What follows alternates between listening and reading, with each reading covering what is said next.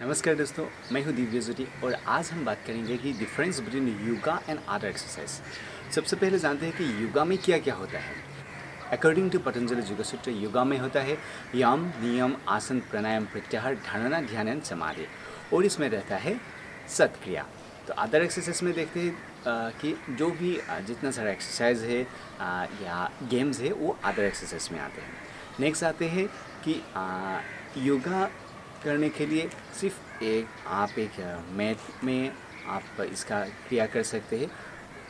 इसका मतलब है कि आपको ज़्यादा जगह की रिकमेंड नहीं होगा, एक छोटी सी जगह में आप ये सब कर सकते हैं।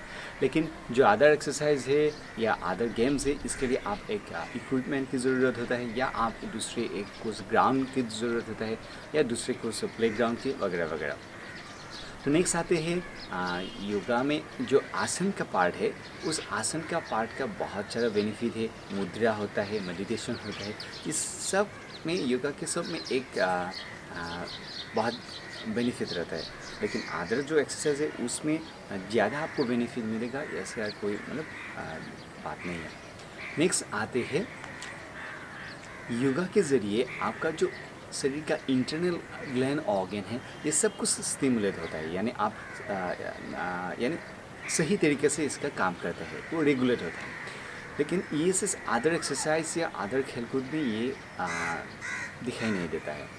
नेक्स्ट हम बात करते हैं कि योगा से मन शांत होता है। आप सुबह अगर योगा करते हैं तो दिन भर तक आपका मन प्रफुल्लित रहता है। लेकिन अदर एक्सरसाइज करने के बाद आपका थकान भी आता है, आप बहुत टाइम का रिलैक्सेशन की ज़रूरत होता है। नेक्स्ट योगा में होता है जो मुद्रा रहता है, मुद्रा या आसन रहता है, इसमें शरीर का अंदर का जो ऑर्गन्स है, ग्लैंड्स है, वो सही तरीके से काम करते हैं। फॉर एग्ज़ाम्पल अगर किसी का मान लीजिए उसका लीवर अच्छे से काम नहीं करता है, उसका पेंक्रियास अच्छे से काम नहीं करता है, तो उस पार्टिकुलर आसन से या पार्टिकुलर मुद्रा से आप उस ग्लैंड ऑर्गन को ठीक कर सकते हैं। लेकिन अदर एक्सरसाइज में ये ज़्यादातर नहीं मिलता है। फिर आते हैं अदर कुछ खेलकूद में, अगर अदर खेलकूद में उसमें हारना या जीतना ये दोनों रहता है। तो अगर आप जीत गया तो आज बहुत खुशी की बात है, लेकिन अगर हार गया तो मन में बहुत डिप्रेशन आता है। लेकिन योगा में ऐसा नहीं होता है। योगा में आप शुरू से ही आप मन प्रफुल्लित रहते हैं। हाँ, आजकल योगा में भी जो आसन का पार्ट है, आसन में कंपटीशन आ गया है। जो योगासन कंपटीशन है उसमें क्या होता है, आप शुरू से जिस दिन से आप योगासन शुरू किया उसी दिन से आपको क्या उसका सारा बेनिफिट मिलेगा।